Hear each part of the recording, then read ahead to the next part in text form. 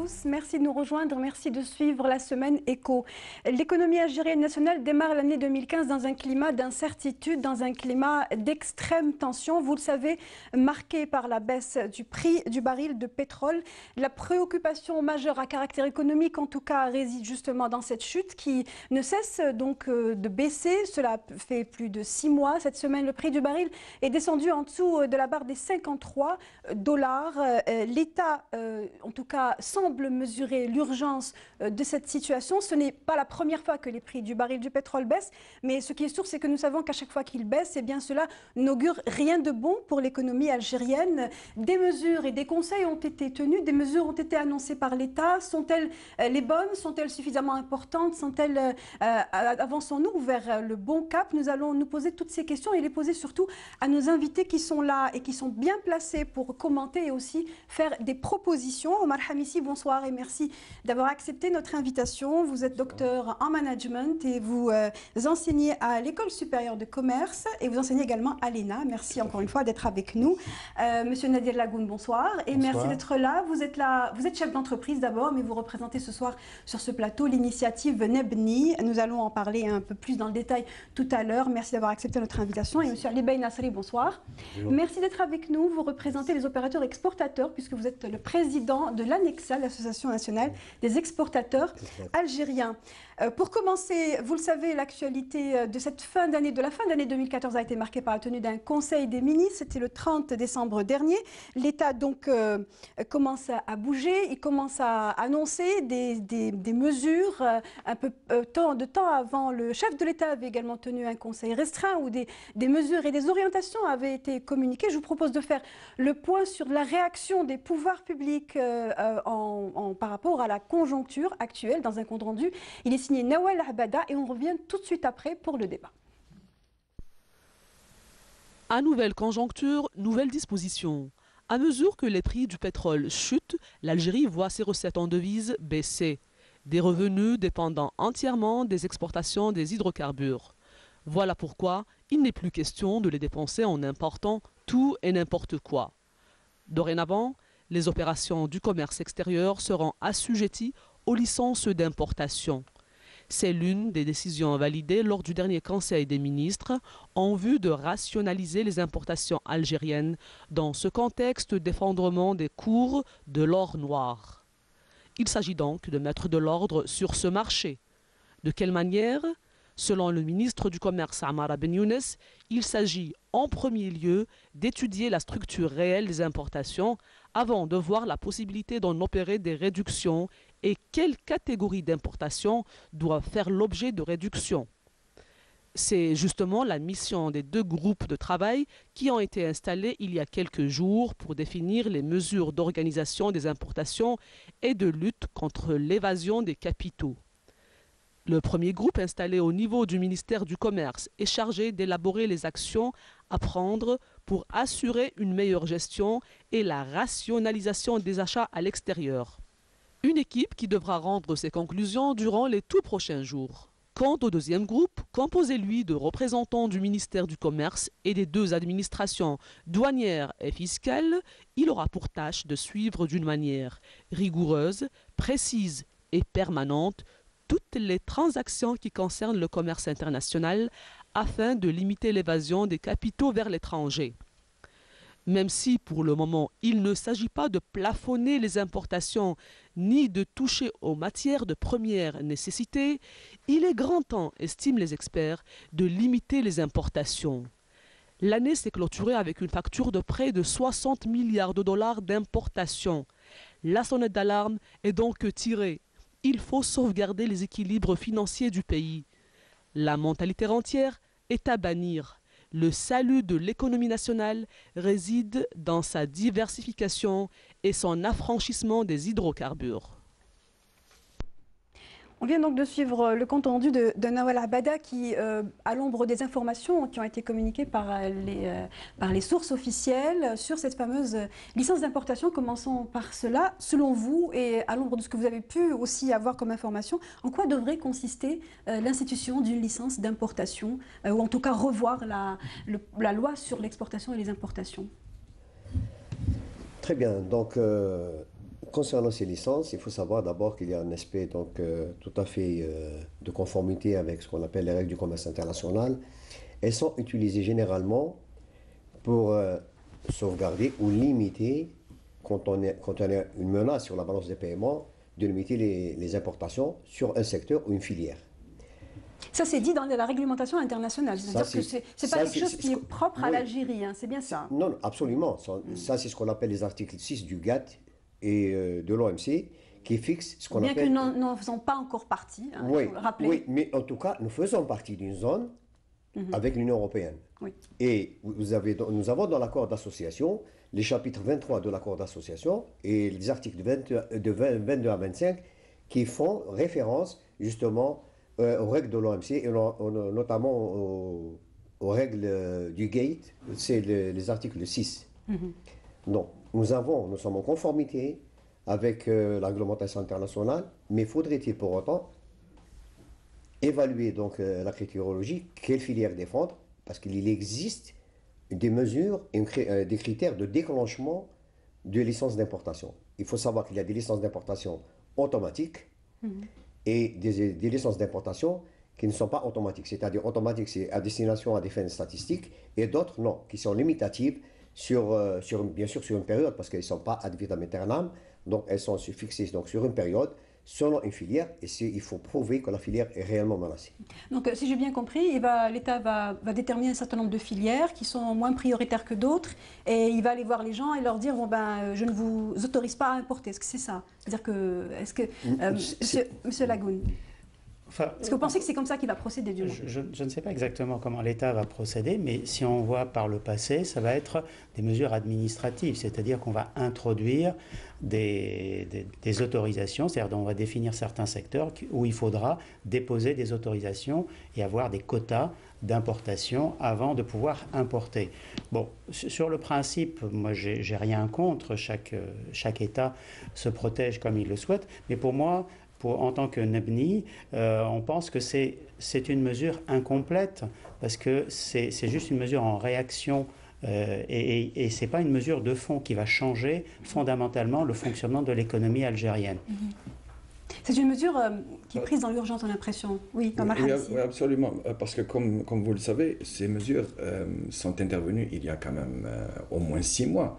On peut parler des travaux, des propositions qui avaient été faites par le ministère de l'Industrie vers le mois de septembre à peu près, et qui avaient donné toute une liste de secteurs dans lesquels il devait y avoir quand même des privilèges, des priorités, des filières etc. stratégiques. Absolument, absolument. C'était des branches d'industrie, mais c'est une douzaine qui avaient été entérinées justement dans la loi de finances pour 2015. Il y a déjà cet aspect-là. Mais il y a l'autre aspect, celui de la politique publique de manière générale. Et qui consiste à dire que voilà, l'État définit un certain nombre de priorités sectorielles et il cible dans ses licences d'importation tel type de secteur, tel type de secteur. Vous parlez des intrants, de l'importation des matières premières, c'est bien ça? Absolument, parce que si vous ciblez un certain nombre de secteurs auxquels vous accordez des privilèges, il est tout à fait normal que vous privilégiez également ces secteurs dans la prise en charge de leurs intrants à l'effet de promouvoir leurs activités. Pour encourager la production nationale. Tout à fait. C'est-à-dire qu'il faut qu'il y ait un pendant à ces mesures pour encourager à moderniser et à développer la production nationale. C'est-à-dire qu'il y a la politique d'intrants, il y a la politique aussi d'encouragement d'une meilleure qualité, une meilleure production, parce que le consommateur algérien est devenu exigeant. Aujourd'hui, limiter les importations, on va avoir des problèmes parce que la production nationale n'est pas de qualité ni de quantité suffisante. Donc il faut aussi travailler ces deux aspects et on ne voit pas comment aujourd'hui le gouvernement pense agir sur ces deux aspects-là. C'est vrai qu'on importe pas mal de produits qui sont déjà produits ici, qui est une aberration en soi. Oui, mais il ne faut pas quand même être en quelque sorte négatif. Il y a une réaction. Nous sommes habitués à des réactions, si je peux qualifier d'épidémiques. Nous avons donc, en 2009, on a été secoués aussi. En 2009, le premier semestre 2009, le baril du pétrole était à $37. Et il y a eu aussi des mesures mais justement, pour freiner les importations. Je reviens à cette expérience, parce qu'il faut apprendre de ses erreurs. C'est ça, fondamentalement, la question. Apprendre de ses erreurs, c'est quoi? on a en 2009, premier semestre, on avait enregistré donc une chute très brutale donc, du prix du baril, il était à 37 $. La balance du premier semestre était pratiquement négative. Elle était, disons, nulle, puisqu'on avait exporté à l'époque 22 milliards de dollars pour des importations en biens de 21 milliards, sans compter celle des services. La réaction du gouvernement à l'époque, c'était donc aller vers le CREDOC. Aller vers le CREDOC, on a bloquer pris les certaines importations. mesures. Donc, et l'objectif assigné à l'époque, c'était de réduire les importations de 3% en 2010. On connaît la suite. 2009, 39 milliards. 2010, c'était 41 milliards. C'est ça. C'est que les mesures n'ont pas donné finalement. Voilà, mais ce n'est pas un reproche. Et le constat qu'il est fait, c'est qu'on lance une action. Elle doit être évaluée et corrigée, chose qui n'a pas été faite. Si on revient sur l'historique en 2009 et 2014, nous constatons qu'on est passé de 40 milliards à 60 milliards. Parce que on vous a dites, augmenté. ce qui n'a pas marché, c'est une méthode qui n'a pas marché en 2009, pourquoi elle marcherait en 2015? C'est ça en fait. Maintenant, je reviens, je pense que M. Lagoun a parlé d'une réaction administrative. Je reprends les propositions, enfin, l'intervention de notre ministre du Commerce, M. Amara Ben Younes, a parlé d'une réponse économique et non pas d'une réponse administrative. Ça, je pense que c'est une réponse éminemment positive et pertinente. Je pense qu'on est conscient maintenant que la réponse administrative n'est plus de mise. Allez, ça c'est un élément d'un tout.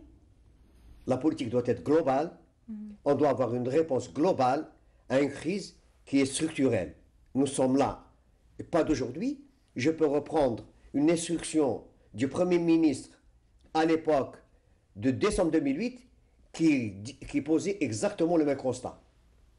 Oui, la preuve. Excusez-moi, par rapport à ce que dit M. Nasseri, la note du FMI qui est parue le 15 décembre 2014 donne exactement le même schéma et dit que le scénario n'a pas changé. De 2008 à 2014, 15 décembre 2014, les choses sont restées les mêmes. Non, nous sommes toujours dans un schéma de déficit. Il y a une aggravation, ce n'est pas les mêmes, il y a une aggravation. Parce que là, nous allons... Oui, toute proportion gardée. Oui, toute proportion gardée, absolument. La structure de l'économie n'a pas changé. C'est la structure, je parle en termes de structure macroéconomique. La structure macroéconomique n'a pas changé. C'est-à-dire que si vous avez des évolutions qui se suivent, et que l'écart se creuse de la même manière. Donc vous avez une corrélation qui s'inscrit dans un équilibre dynamique, dans un déséquilibre plutôt. Mais on n'arrive pas à trouver les bonnes réponses. Pourquoi on n'arrive pas à trouver? Parce qu'on connaît très mal. On connaît très mal notre commerce extérieur. On n'a pas d'analyse fine, on n'a pas d'analyse micro de ce que nous importons. Nous ne savons pas. Parce que la réponse qu'il faudrait donner, c'est à partir de l'analyse de nos importations. Qu'est-ce que nous importons et qu'est-ce que nous pouvons fabriquer chez nous? Qu'est-ce que nous pouvons substituer? Justement, en parlant de ce qu'on pourrait fabriquer chez nous, est-ce qu'il se pourrait que à l'issue des propositions issues du ministère du Commerce, que l'on dise à certains opérateurs économiques algériens, leur dire vous avez l'habitude d'importer un certain nombre d'intrants qui existent en Algérie, peut-être pas en quantité suffisante, mais vous n'avez plus le droit de les importer. Est-ce que c'est un scénario qui est possible, qui peut exister? Dans l'état actuel des choses, on ne peut pas interdire quoi que ce soit. Parce qu'il y a des producteurs qui importent des intrants ou des éléments qui sont produits localement, mais qui préfèrent importer. Oui. Est-ce qu'il n'y aurait pas quelque chose qui va les... particuliers. On entend parler des matériaux de construction. Tout à fait, oui. C'est comme on disait tout à l'heure, c'est-à-dire que soit on pense que l'Algérie est inscrite dans un monde qui est ouvert aujourd'hui et que l'Algérien n'est pas un citoyen isolé dans le monde. C'est un citoyen du monde. Et c'est un citoyen qui voyage, qui est devenu aujourd'hui exigeant en termes de qualité sur ce qu'il achète et sur ce qu'il consomme. Et on ne peut pas l'obliger à acheter et à dégrader ses besoins, sauf si on est en situation de crise. C'est pour ça qu'aujourd'hui, soit on a un langage de vérité et on dit aux gens qu'on est en situation de crise. Il ne faut pas dire aux gens dormez tranquille, les caisses sont pleines et on va continuer à pouvoir vous servir ce que vous avez l'habitude d'avoir. Non. Pour l'instant, les pouvoirs publics semblent ne pas vouloir trop alarmer les gens. Est-ce que vous pensez que c'est ce qu'il faut faire? On pense que l'urgence est là. On l'a cité en 2012 quand on a lancé notre rapport Nebni 2012 avec 100 mesures à effet rapide. Aujourd'hui, on n'a pas vraiment été écouté. Il y a quelques mesures qui ont été prises, mais à tout moment, elles peuvent être utilisées. En 2013, en janvier 2013, on a sorti le rapport Nebni 2020 qui parlait justement, on a utilisé l'image du Titanic, qui était ce bateau qui était une merveille de technologie il y a un siècle et qui à ce moment-là était tout ce qu'il y avait de mieux.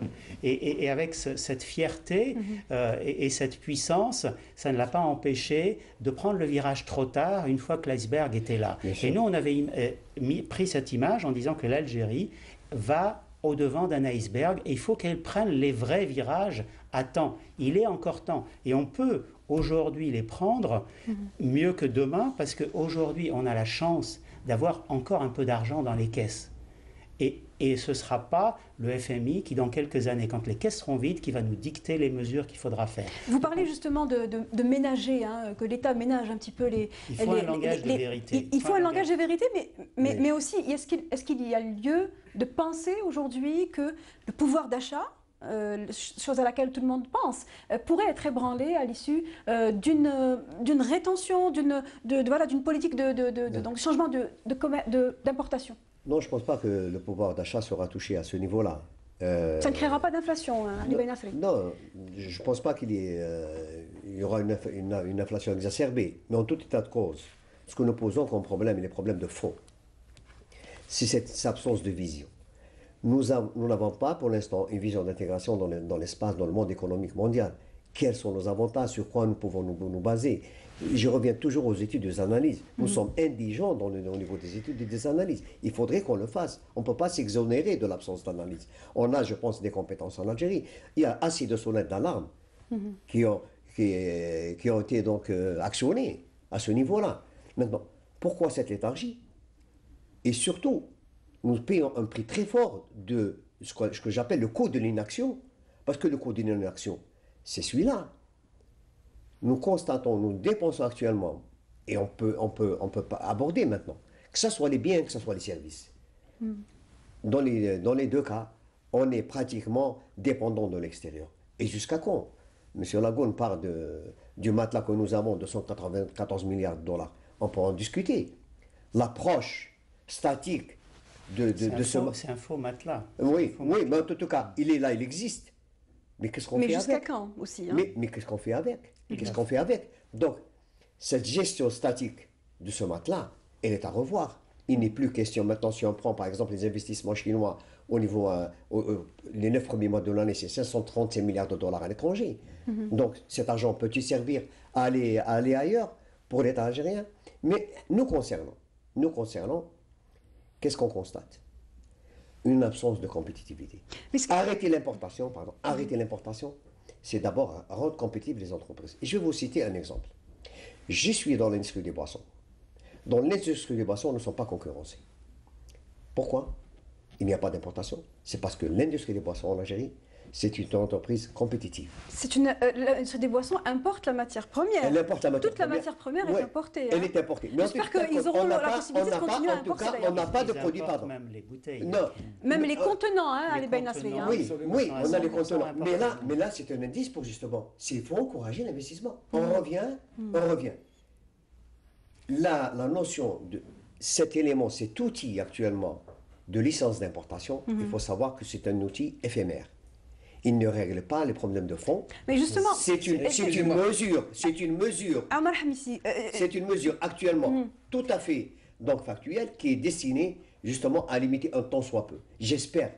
Mais c'est ça l'impression qu'on a toujours que l'État, en fait, lorsqu'il y a une situation de crise, comme vous le disiez en 2009 et plusieurs fois avant, et aussi, c'est que la première réaction, c'est un petit peu de fermer, de sauvegarder le porte-monnaie et de protéger surtout les réserves de change et les équilibres budgétaires. Le traitement de fonds n'est pas là. Le traitement, on a besoin d'un traitement de fonds. Oui. Justement, ce que nous remarquons, c'est qu'il y a toujours des réactions. Et notre problème, c'est que dans nos politiques, il n'y a pas d'action d'anticipation. Nous ne faisons pas assez nous nous accordons pas assez de recul pour essayer de réfléchir sur des actions d'anticipation, sur des stratégies à moyen et à long terme, de telle manière à... Ne pas agir dans l'urgence. Oui, absolument, à ne pas agir, à ne pas réagir dans l'urgence. Parce que réagir dans l'urgence, c'est déjà subir le coût de la crise. Et lorsque vous subissez le coût de la crise, vous parliez tout à l'heure de pouvoir d'achat. Le pouvoir d'achat sera touché de quelque manière que ce soit. Soyons clairs et disons les choses telles qu'elles se présentent. Le pouvoir d'achat sera touché. Inévitablement. Inévitablement. Parce que c'est vrai que nous avons peut-être l'avantage de dire qu'aujourd'hui... Oui, progressivement, naturellement. Je suis déjà... Il n'y a pas une crise brutale. Je suis déjà en juillet 2015. Au 6e, 7e mois de 2015. Je suis déjà en juillet 2015, c'est-à-dire que je suis en train de réfléchir aux mécanismes qui vont présider à la réflexion qui va porter sur la prochaine loi de finances complémentaire pour 2015. S'il y en a une, hein, c'est pas... S'il y en a une... Inexorablement. Vous pensez que c'est inévitable, hein, Oui.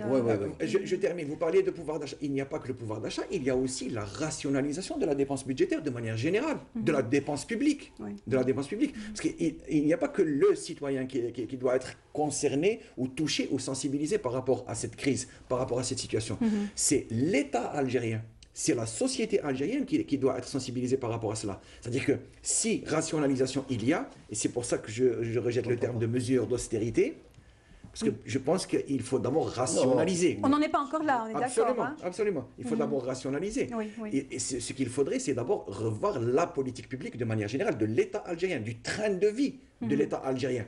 Parce que à ce propos, je voulais ajouter justement quelque chose. Ce que disait M. Hamissi est très important. C'est-à-dire qu'il faut dire aux gens aujourd'hui, et depuis des années, que 50% du budget de l'État est financé par la fiscalité pétrolière. Absolument. C'est-à-dire qu'aujourd'hui, la fiscalité ordinaire ne finance pas le fonctionnement de l'État. L'État qui fait les routes, qui fait la santé, qui fait l'éducation, et qui fait le fonctionnement. Il est prévu pour 2015, le directeur général des impôts a annoncé une augmentation de 30% de la récolte de la fiscalité ordinaire. Voilà, donc il faut améliorer la collecte de l'impôt, il faut refaire une politique, une refonte de la fiscalité algérienne, mais il faut surtout instituer un découplage entre la rente et le fonctionnement de l'État. Il faut engager ces vraies réformes, parce que c'est à partir de là qu'on commencera à véritablement mettre l'Algérie sur les rails. J'ai une autre question par rapport à... Est-ce que vous pensez que cette mesure, tu peux clôturer cette histoire d'importation, vise à protéger les deniers de l'État, ou bien est-ce qu'elle vise à protéger la production nationale? Moi, je pense que... D'abord, je pense que c'est pas antinomique, c'est pas exclusif. Hein. Donc, je pense que c'est d'abord protéger donc nos recettes en devises, parce que nous dépensons actuellement trop. Secondo, on veut aller vers une protection limitée par secteur de la production nationale. On en a besoin. Protéger et ça, c'est une pratique. Il faut que les gens sachent que c'est une pratique universelle. Tous les pays ont des licences d'importation. Nous ne sommes pas donc les innovateurs dans ce domaine-là. Je vous cite un exemple. Un pays de la région limite les importations, par exemple, de la céramique à 7 millions de mètres linéaires. Parce qu'il considère qu'au-delà, il y a une menace sur sa production nationale. Chez nous, ce n'est pas le cas. Chez nous, il n'y a pas de... Est-ce qu'il y a une limitation? Non, parce que l'ordonnance, je reviens justement, est-ce qu'on peut interdire ou pas? Non. Nous avons une ordonnance signée par le président de la République, c'est l'ordonnance 03 et 04, qui est venue à la demande de l'OMC à l'époque, de conformité donc, aux règles de l'OMC, consacrant la liberté du commerce extérieur. Nous sommes aussi liés par des accords d'association. Nous ne pouvons pas faire n'importe quoi. Mais en tout état de cause, nous sommes parfaitement en droit de protéger notre économie, et ça se fait. Il n'y a pas actuellement d'état d'âme dans la défense de nos intérêts. Mais justement, Ali Ben Nasri, nous sommes, qu'on le veuille ou pas, depuis plusieurs années déjà signataires d'un accord d'association avec l'Union européenne. L'OMC, on n'y est pas encore. Et il se trouve qu'il y a un accord avec des lois. Et logiquement, lorsqu'on a signé quelque chose, eh bien, on est bien obligé de se contenir à ça. Est-ce que cette annonce ne risque pas de sonner très faux aux oreilles de l'Union européenne? En fait, il n'y a pas eu de réaction pour l'instant. Là-dessus, l'Algérie a mis en place tout un tas de programmes d'encouragement à l'investissement. Mais ce qu'on constate, c'est que l'investissement étranger, entre guillemets, et même l'investissement privé algérien, n'est pas au rendez-vous. C'est pour ça que l'État, à un moment donné, proposait de remettre en selle les anciennes entreprises d'État dans les différents secteurs. Et pourquoi? Parce que tout simplement, la confiance n'y est pas. Il faut réinstituer la confiance. Et en prenant des mesures comme ça, brutales, et qui changent les règles du jeu en permanence, on n'encourage pas l'investissement.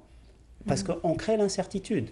Et un investisseur, il a besoin de visibilité. Monsieur Nasri, tout à l'heure, a parlé de stratégie. Il faut que l'État participe avec la société civile à l'élaboration d'une véritable stratégie pour l'Algérie.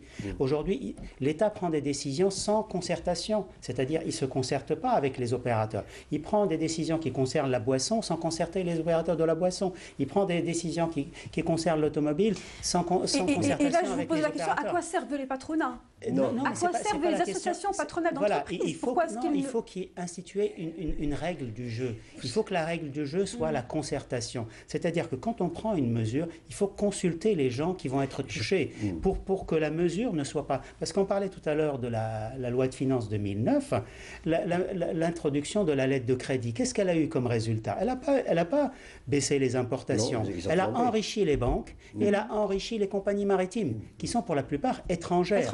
Oui. Donc aujourd'hui, qui est-ce qui a payé ça? C'est le consommateur algérien, parce que tout ça s'est retrouvé dans le prix du produit. Et donc le consommateur algérien a payé des centaines de millions de dollars qui sont partis dans les bénéfices des banques et dans les bénéfices des compagnies maritimes. Et pour ça, on n'a pas réduit les importations. C'était à l'époque une mesure d'urgence d'ailleurs, par rapport à la baisse du prix du baril et l'augmentation des importations. Mais il n'a pas obtenu l'effet escompté. Et donc c'est pour ça qu'il faudrait que l'État et les opérateurs et l'ensemble de la force vive de l'économie algérienne participent à l'élaboration d'une véritable stratégie à moyen et à long terme pour le pays. Moi, ce que je voudrais, concernant l'Union européenne, là, nous ne sommes pas parfaitement à l'aise. Pourquoi? Parce que je vous dis, dans le cadre de l'accord d'association, le chapitre 23 et les articles 22 à 25 font référence justement aux mesures de défense commerciale. Nous sommes dans notre bon droit. Mais l'Union européenne, à mes yeux, est très mal placée pour dénoncer quoi que ce soit. Parce que si on prend l'article 2 de l'accord qui parle de relations équilibrées, on n'est pas dans une situation d'équilibre. Nous sommes en face de 28 pays. Et c'est un espace qui se défend trop bien. C'est bien pour ça qu'on a repoussé la limite mais c'est pas suffisant. Du démantèlement tarifaire total. Justement, on prend des mesures, mais qui sont malheureusement incomplètes. Prendre des mesures de ripage ou donc de prolongation de 3 ans, c'est peut-être bien. Mais si en contrepartie, on n'agit pas et on ne prend pas les dispositions nécessaires, pour cela, à quoi ça va servir? De prolonger de 3 ans, de 2 ans, de 5 ans, si en contrepartie, on n'examine pas, on n'a pas une situation exhaustive du mal que nous ronge, de notre non-compétitivité, de ce qu'on peut faire en comptant sur le soi-même. M. Lagoun parle justement du fret maritime. Il nous coûte presque 6 milliards de dollars. On est saigné à ce niveau-là. Parce que nous n'avons pas d'armement maritime. On a désarmé notre compagnie. On n'a pas encouragé la CNAM à se développer. Nous avons donc des ports secs, je l'ai dit et je le répète, qui sont une pompe de transfert de la devise. Comment on peut accorder des ports secs à des compagnies maritimes qui transfèrent de l'argent, qui ont des comptes d'escale qui gonflent, qui débordent d'argent, de dinars. Les prix des suristarines est exorbitant pour les compagnies. Nous sommes plombés à ce niveau-là. Et on a pratiquement les mains liées. Et pour moi, c'est une aberration de donner un port sec à une compagnie maritime étrangère. Surtout dans une zone industrielle. Dans une zone industrielle, alors qu'on a besoin de terrain pour investir, on donne des ports secs. Et pourquoi faire? Pour des immobilisations de conteneurs, pour transférer de l'argent. Mais quand on sait les volumes d'importation, je crois que c'est quasiment inévitable de donner des terrains à une compagnie. Je voulais rebondir dans ce sens. Parce que nous, par rapport à ce que disait M. Nasri, nous pouvons agir en amont. Nous avons une plage beaucoup plus confortable sur laquelle nous pouvons agir. Est-ce que nous avons besoin d'aller voir ce qui se passe en termes de coûts à l'importation? Est-ce que nous n'avons pas besoin de réfléchir un petit peu sur les conditions, sur les barrières, sur les balises à mettre en place pour exiger, imposer des normes? Des normes en termes d'accès. Oui, mais... Non, ça n'existe pas. Excusez-moi, monsieur Nazeli. Mais en tout cas, je vous fais savoir Oui, qu'il y a un document sur la protection de la production nationale. Il a des insuffisances, mais il a l'avantage d'exister en termes de normes. On travaille là-dessus. Est-ce que c'est appliqué, justement? Absolument. Parce qu'il y a Parce que ce que souvent nous voyons sur le marché algérien prouve que ces normes-là n'existent que sur le papier. Parce que ce que vous trouvez sur le marché algérien, ce sont des produits qui ne répondent à aucune norme. Je prends un tout petit exemple banal, celui des jouets pour enfants. Oui. Si vous prenez un tout petit exemple, vous remarquez que ces produits-là ne répondent à aucune norme de qualité, ni de sécurité de l'enfant. Je ne vais pas jusqu'aux exemples des fruits exotiques, etc., que nous importons d'Asie maintenant. Oui, je suis d'accord. Oui. Moi, je dis une chose. J'ai l'avantage de connaître le ministère du Commerce. J'ai l'avantage de connaître les hommes qui travaillent à l'intérieur. Je vous garantis qu'on nous reproche de l'autre côté, justement, d'avoir trop de barrières au niveau des normes. C'est normal, ce sont les règles du jeu des transactions. Je parle en connaissance de cause, le ministère du Commerce, et notamment dans la direction générale qui travaille dans le sens du contrôle de la qualité, il y a des normes. C'est vrai qu'il y a des insuffisances. Nous ne sommes pas producteurs de technologie, ce n'est pas nous.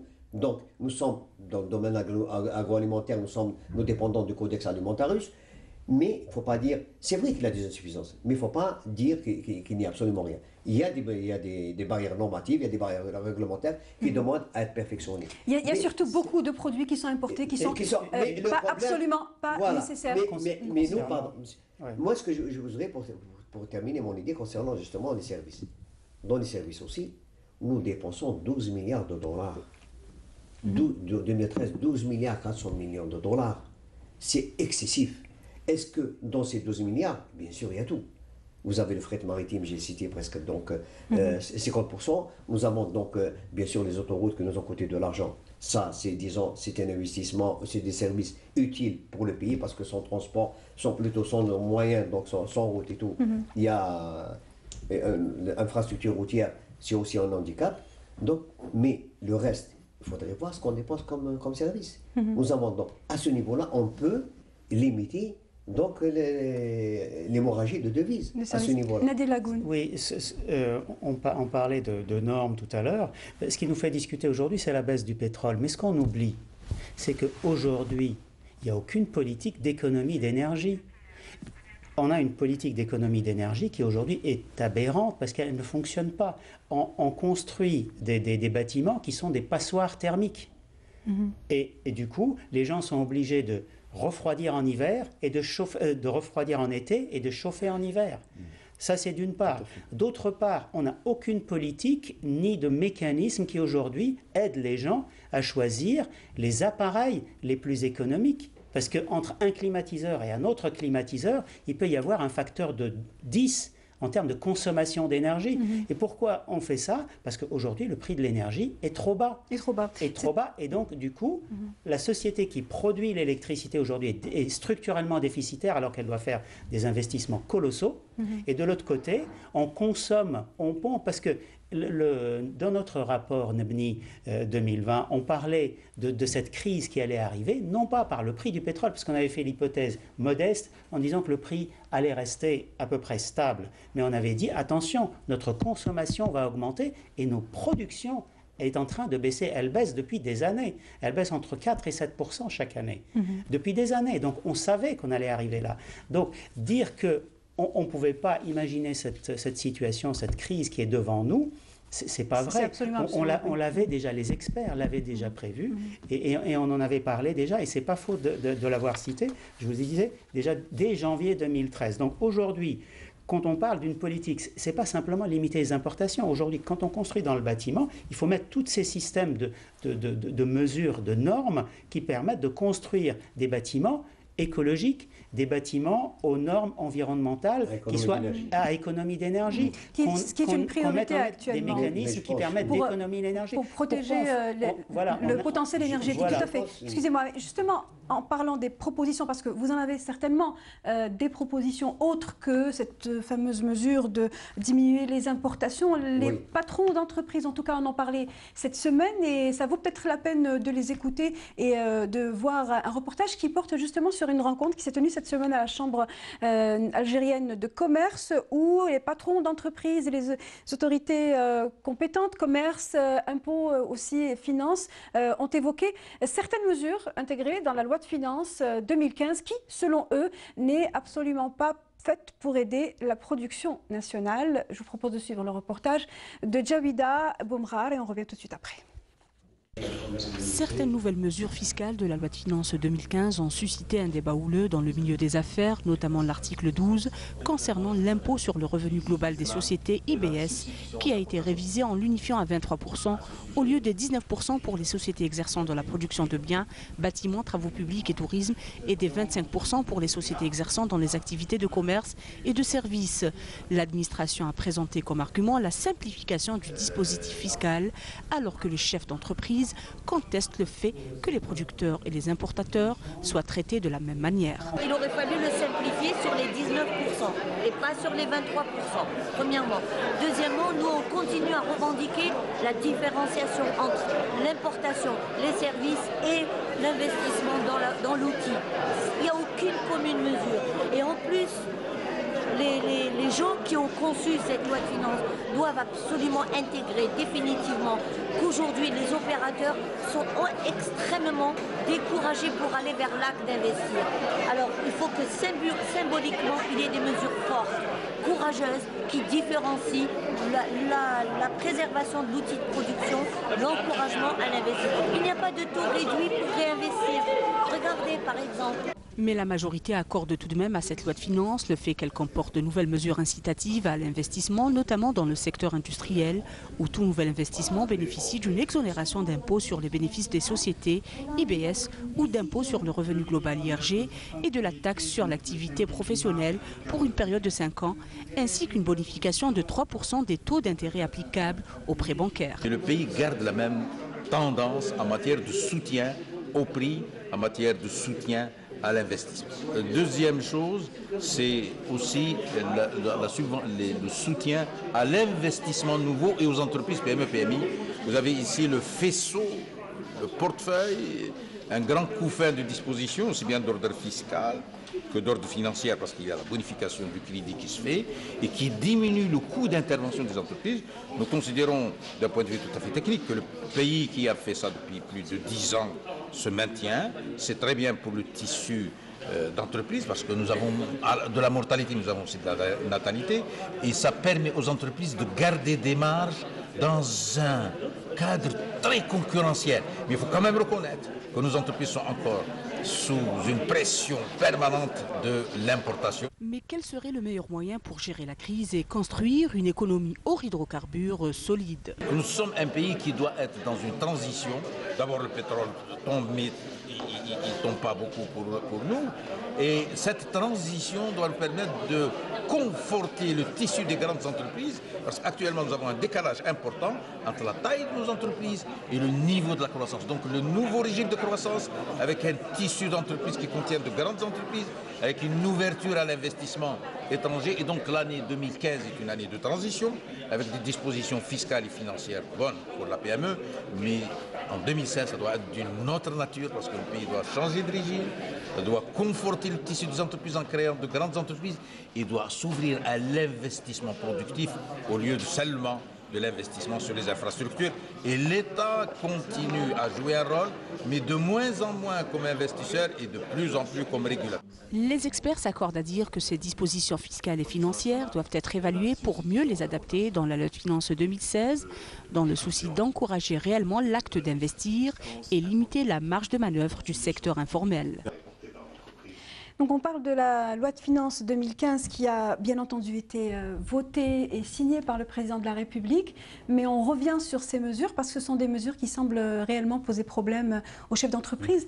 Et cela est d'autant d'actualité vu la conjoncture actuelle. Est-ce que vous pensez qu'il y a lieu de s'inquiéter par rapport à l'IBS qui a été donc unifié? Oui, absolument. Il faut reconnaître une chose, hein, que du point de vue pression fiscale, nous sommes quand même mieux lotis que la moyenne régionale. Ça, il faut le signaler. Hein.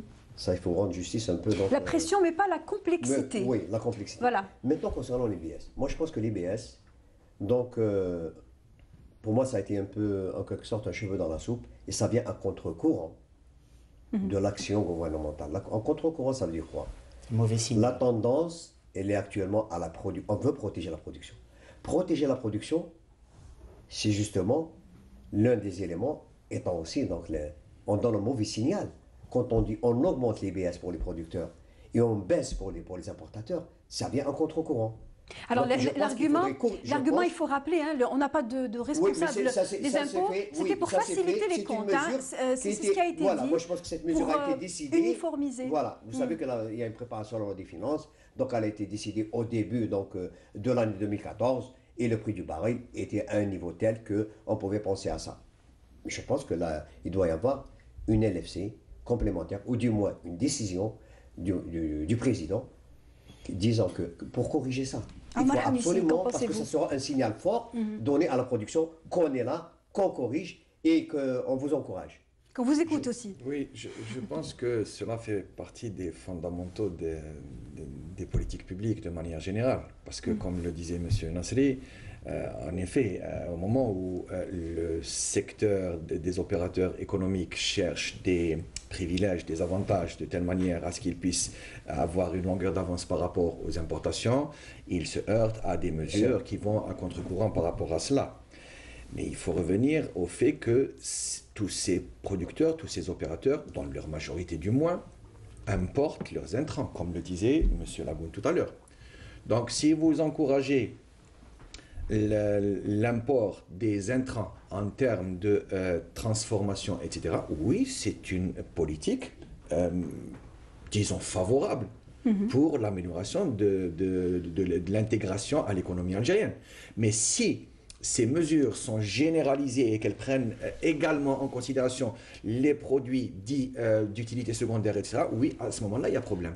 Donc, effectivement, je rejoins ce que disait M. Nassali, mais je crois qu'il faut, il faut avoir des paliers d'avantages. C'est-à-dire qu'on ne peut pas agir comme ça tous azimuts et proposer des mesures qui concernent tous les secteurs. Il faut peut-être cibler un certain nombre de secteurs pour lesquels justement, on offre des avantages. En parlant de secteur, ça a été dit dans le reportage de Jawida Boumral, des mesures incitatives fiscales, une exonération d'impôts pour certains secteurs stratégiques de durée de 5 ans. Les 12 dont je vous parlais tout à l'heure. Tout à fait. Ce sont les 12 secteurs dont je vous parlais tout à l'heure. Il s'agit. Ça c'est bon, c'est un bon indicateur. Absolument, absolument, parce que qu'est-ce qui s'est passé? Les pouvoirs publics ont réfléchi sur les secteurs susceptibles d'être porteurs. De valeur ajoutée. De valeur ajoutée. De richesse. Pas dans l'immédiat, bien sûr, mais à moyen et à long terme. C'est pour cette raison qu'ils ont ciblé la sidérurgie, la métallurgie, l'agroalimentaire, la chimie, mais aussi les technologies, etc. Et c'est dans ce sens où ils sont en train de privilégier la possibilité d'acquérir des intrants de telle manière à développer ces secteurs. Oui. Il y en a exactement 12. Mais ça touche également le textile. Excusez-moi, M. Nasseri, je prends l'exemple du textile et je prends le cas de la Turquie. C'est un exemple édifiant. Je ne sais pas si... Bon, on est bien loin, mais allez-y, on va suivre votre raisonnement.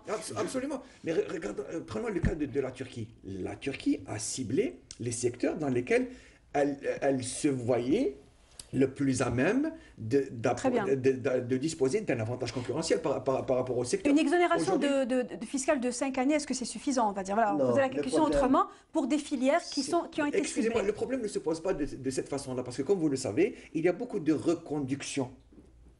Nous lisons les lois de finances. C'est-à-dire reconduction. Il y a beaucoup de reconduction dans le sens où aujourd'hui vous avez une mesure, elle est limitée dans le temps, elle vous offre 5 ans. Mais si au bout de la 4e année, on fait un bilan et on se rend compte qu'il y a un élan favorable, etc., on peut accorder encore d'autres avantages. 2 années supplémentaires, 3 années. C'est déjà le cas dans la loi de finances pour 2015, pour le secteur des technologies avancées.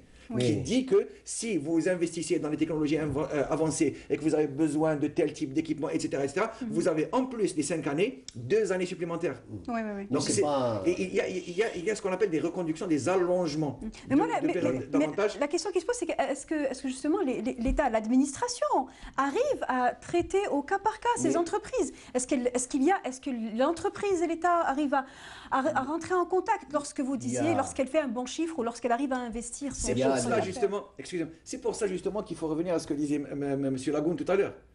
Il y a la mesure administrative, mais après cela, il devrait y avoir des cellules, des think tanks, des organes qui s'occupent justement de l'évaluation, du suivi, du contrôle et de l'ajustement. C'est le problème. Le problème, moi je pense qu'il y a un problème fondamental chez nous, c'est ce qu'on appelle cette inadéquation entre ce que j'appellerais donc le temps administratif et le temps économique. Le temps économique, c'est à vitesse grand V. Nous sommes donc dans le clic, dans l'instantané, au niveau international. Voilà. Et nous, dans le temps administratif, c'est des années qui passent. On peut citer beaucoup de cas. Je peux citer beaucoup de cas, beaucoup de mesures non appliquées sur le terrain. Monsieur Lagoun a parlé tout à l'heure du poids de la fiscalité pétrolière.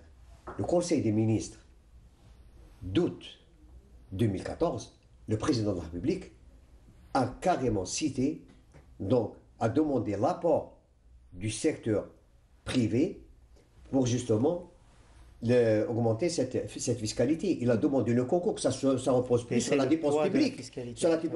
Maintenant, est-ce que les orientations du président de la République seront prises en charge? Le problème, c'est celui-là. Il ne s'agit pas de donner des orientations ou des instructions. C'est la prise en charge dans les textes, dans certaines analyses. Oui, mais quand une décision est donnée par la plus haute instance de l'État, quand elle est donnée, pourquoi n'y a-t-il pas de bilan pour voir si la décision a été appliquée? C'est quand même délirant. Il y a cette lourdeur.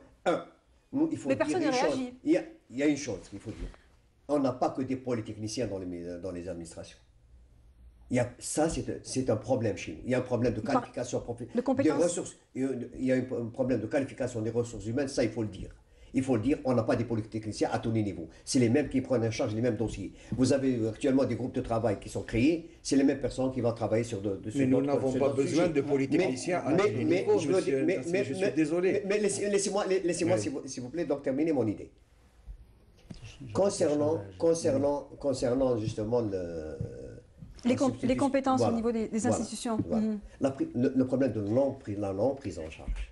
La non-prise, c'est un problème fondamental chez nous.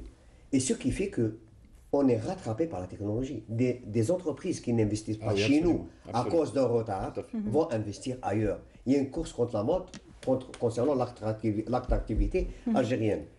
Maintenant, pardon, laissez-moi donc, s'il vous plaît. Très vite, parce qu'il ne reste pas beaucoup de temps, justement, la montre. Concernant, on a parlé du secteur, on a parlé des filières. Mais justement, on a entre nos mains des avantages. M. Lagoun a parlé des avantages comparatifs. Nous avons des avantages comparatifs que nous n'utilisons pas. Nous importons actuellement des dérivés du gaz. Nous importons près d'1,5 milliard de matières plastiques. Nous importons 600 millions de dollars de dérivés du phosphate. Du gaz, nous en avons. Nous avons un projet en 2007 de vapocraquage d'éthane, 2 480 000 tonnes. En février 2014, il a été annulé. Il n'a jamais démarré ce projet. Mais justement, il n'a pas. Mais pourquoi on recherche un partenariat? Pourquoi on ne compte pas sur nos forces? Je prends le cas de l'Arabie Saoudite. L'Arabie Saoudite a une société totalement saoudienne. Ils font appel à la technologie, ils la payent, et c'est 100% saoudien. Nous, on voudrait que ce soit 100% algérien. Que Sonatrach fasse ce projet d'éthane, on en a besoin. Pourquoi nous importons du PEHD, du PEBD, du PET, du manière générale, tous les éthylènes? Je termine mon idée. Le phosphate. Nous exportons actuellement du phosphate à $100 la tonne. Et nous importons des dérivés de phosphate comme le diammonium de phosphate ou l'acide phosphorique à 500 à 6 fois le prix. Alors que nous pouvons créer des milliers d'emplois. Il y a un plan de développement du secteur pétrochimique sur les 10 prochaines années. Entre les dérivés de l'éthylène, enfin de l'éthane, entre les dérivés de l'éthane et les dérivés du phosphate, nous avons là 2 milliards de dollars d'économie et aussi c'est un gisement puissant pour l'exportation et c'est aussi un avantage comparatif puissant en amont pour l'industrie algérienne pour aller vers l'export. Messieurs, si une loi de finances complémentaire était signée, puisqu'elle devra, si elle est en tout cas signée, elle devra être faite d'ici la fin de l'année, ou en tout cas avant la fin de l'année 2015, quelles seraient les propositions, quelles seraient les mesures urgentes qui devraient être prises à l'ombre de la conjoncture actuelle, un baril qui tourne autour des 54-53 $? Tout à l'heure, on a parlé de découpler le lien entre la rente et le fonctionnement du budget de l'État. Et je crois que là, il y a une occasion pour dire on déclenche le processus. C'est-à-dire qu'il faut arrêter de dire on a des réserves, donc on peut laisser filer le déficit de l'État indéfiniment. Donc ça, c'est une règle, c'est-à-dire il faut limiter le déficit de l'État et limiter la participation de la fiscalité pétrolière au déficit de l'État. Et l'inscrire dans la Constitution, c'est-à-dire fixer des barres pour qu'on n'utilise pas ce fonds de régulation des réserves comme une caisse dans laquelle on peut puiser, parce que c'est le patrimoine, c'est le patrimoine de l'ensemble des Algériens, même des générations futures. Ce qu'on appelle de la nation, de ceux qui existent aujourd'hui et qui existeront plus tard. De cette réserve soit préservée, soit sécurisée pour les générations futures, et que ce ne soit pas le gouvernement qui la gère, ce soit un organisme indépendant qui la gère avec les meilleures pratiques de gestion. Et il faudrait aussi engager une réforme globale, c'est-à-dire fiscale, mais également se poser véritablement le problème de l'environnement des affaires, c'est-à-dire l'entreprise, justement. Tout à l'heure, M. Nassali parlait du temps administratif et du temps économique. Aujourd'hui, l'opérateur est face à une administration qui est pénalisante deux fois, parce que l'administratif qui doit signer a peur de signer parce que il risque d'aller en prison s'il prend une mauvaise décision. Et d'autre part, quand il ne signe pas et qu'il retarde le projet, il ne se passe rien. Donc on est pénalisé deux fois. Vous pensez qu'une décision urgente devrait être prise en faveur justement de la dépénalisation de l'acte de gestion, ou peut-être revoir carrément le cadre juridique? Il faut libérer les initiatives et il faut créer un climat favorable. Il faut libérer les initiatives. Le problème, c'est qu'on prend toujours des mesures et des décisions dans l'urgence. Ah, mais là, on n'a pas le choix en même temps, hein. On est d'accord. Oui, mais il faut engager les réformes. Oui, voilà, je crois que maintenant, il est temps d'engager des réformes, mais des réformes sérieuses et des réformes structurelles, dans le sens où il faut faire un diagnostic. L'ANSEJ, nous avons lancé l'ANSEJ, l'ANGEM, la CNAC. Qu'est-ce que ça a donné? Quel est le diagnostic? Quels sont les écarts? À quoi sont-ils dus? Que faut-il ajuster? Faut-il se départir carrément de ces mécanismes qui ne répondent pas à aux objectifs escomptés?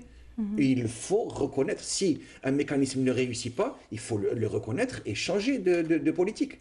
Maintenant, assumer l'échec aussi. Absolument, les pouvoirs publics ont beaucoup de mal avec ça, généralement. Il y a aussi un problème structurel et global, celui qui est lié à la stratégie à mettre en place d'ici 2015. Aujourd'hui, nous parlons Vous voulez dire 2019? Oui, 2019 exactement, par rapport au quinquennat. Tout à fait. Tout à fait. Donc aujourd'hui, 2030. Aujourd'hui, on parle de structures macroéconomiques, etc. Le déficit budgétaire ne fait que se creuser. C'est vrai que nous avons un petit repli en termes d'inflation qui est autour de 2,1, etc. Mais ceci ne va pas durer. Vous savez qu'en économie, les choses se produisent très rapidement. Donc d'ici la fin de l'année 2015, nous pouvons nous retrouver dans un schéma d'économie de guerre carrément. Donc il est tout à fait urgent. Vous voulez dire une inflation à combien? Aujourd'hui, elle est autour de 2,1. Oui. C'est la note du FMI, ce n'est pas moi, ce sont des chiffres officiels. Mais, les projections sont de 2,3 pour la loi de finances 2015. Absolument. Donc, et vous pensez que ça va aller crescendo? Oui, cela pourrait dépasser. Si on ne prend pas en charge tous ces secteurs de la rente, où il y a beaucoup plus de la distribution de la richesse sans attendre de contrepartie. Je crois qu'il faut agir d'abord dans ce sens. La dernière parole vous sera accordée, Ribay Nasseri. Qu'est-ce que l'État devrait prendre prioritairement comme mesure à l'occasion soit d'une rectification de la loi de finances, soit d'une proposition de loi de finances complémentaire? Je pense d'abord à une action de concertation. Libérer d'abord l'acte d'investissement. La concertation s'est déjà passée, il y a eu beaucoup de rencontres. Non, mais la concertation avec les acteurs et aller vers l'essentiel, parce qu'on est dans le cœur du sujet là. On est dans le cœur du sujet, ça veut dire quoi? Aller vers, on a parlé donc de stratégie. Quelle est notre vision? Il faut se poser la question maintenant, et pas demain. quelle est notre vision d'intégration dans les espaces? Que pouvons-nous faire? Quels sont nos avantages? Quels sont nos métiers? Quels sont nos métiers mondiaux? On ne sait pas, c'est maintenant le moment de passer. Non, je reviens fondamentalement à cette... le monde, disons, les Français ou le monde... en France, on dit, je vais prendre un risque. Les Anglais disent l'inverse. Vous savez, ça c'est une question mentale. Hein. Ils disent, je vais saisir une chance. Je vais saisir ma chance. Take a chance.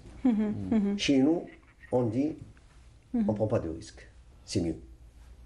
Et ça, on revient justement. Il y a des gens, je reviens à la gestion dynamique. 294 milliards de dollars, il faut une gestion dynamique. Cette gestion statique de placer de l'argent, alors que nous pouvons prendre des participations dynamiques, offensives, aller prendre des participations dans des grandes sociétés qui sont chez nous déjà. Et pourquoi pas? Mais le monde, c'est un monde qui nous est ouvert. Nous, on se pénalise. Et une petite fenêtre a déjà commencé à s'ouvrir puisque l'autorité financière, la Banque centrale a autorisé l'investissement à l'étranger. C'est peut-être pas très courageux. Moi je voudrais voir un débat là-dessus. Pour moi, on a fait un petit recul par rapport au règlement 2002-01 à ce niveau-là. Il n'est pas question de considérer dans un même règlement un bureau de liaison et un investissement. Et les conditions sont tout à fait draconiennes. Un dernier mot, Nadel Lagoun. Oui, ce que je voulais rajouter, c'est, on a parlé de stratégie, il faut une vision pour l'Algérie, mais il faut surtout, comme disait M. Nasri, il faut savoir quels sont nos avantages et où est-ce qu'on veut aller, mais surtout, il faut savoir comment on veut y aller, parce que le pilotage est fondamental. Donc c'est une question de gouvernance et de pilotage. C'est-à-dire, il nous faut un cap clair et il nous faut aussi revoir nos instruments de pilotage, parce qu'il faut que le gouvernement et toute la société civile reconnaissent ses erreurs s'il y en a et reconnaissent ses succès s'il y en a, parce que l'Algérie a une jeunesse formidable, il y a des ressources formidables et aujourd'hui les gens sont aigris, ils ont perdu la confiance et donc il faut redonner la confiance et de l'énergie à cette population et il faut leur donner un cap et leur montrer qu'on a changé les règles du jeu avec un outil de pilotage qui soit transparent et redevable. Un dernier mot. Je suis entièrement d'accord avec ce que disait monsieur Lagoun. Je terminerai uniquement. Comment il faut y aller? Oui, effectivement, mais avec qui? Mais avec qui le faire aussi? C'est une question fondamentale. Aujourd'hui, il faut faire confiance aux partenaires nationaux. Qu'ils soient privés ou publics, peu importe, mais il faut faire confiance aux partenaires nationaux. C'est vrai que les initiatives qui avaient été menées depuis 2-3 décennies n'ont pas beaucoup porté. Mais je crois, c'est mon intime conviction, je crois que c'est à l'État maintenant de lancer l'initiative et d'essayer d'être beaucoup plus attractif dans les investissements, de telle manière à ramener l'investissement privé à l'intérieur de l'investissement public. Omar Hamissi, merci beaucoup d'avoir été parmi nous. Je rappelle que vous êtes docteur en management, professeur à l'ESC et à l'ENA. Nadel Lagoun, merci d'avoir participé à ce débat. Je rappelle que vous êtes chef d'entreprise. Vous étiez là au nom de l'initiative Nebni et Ali Bey Nasri, président d'Annexal. Merci à vous d'avoir été parmi nous. Merci à vous de nous avoir suivis jusqu'au bout. On se retrouve la semaine prochaine, même heure, même jour et même chaîne. La semaine prochaine, on évoquera le tourisme. D'ici là, portez-vous bien. Très bonne soirée à tous. Merci. Et on reste assis, s'il vous plaît, le temps que le générique... Merci.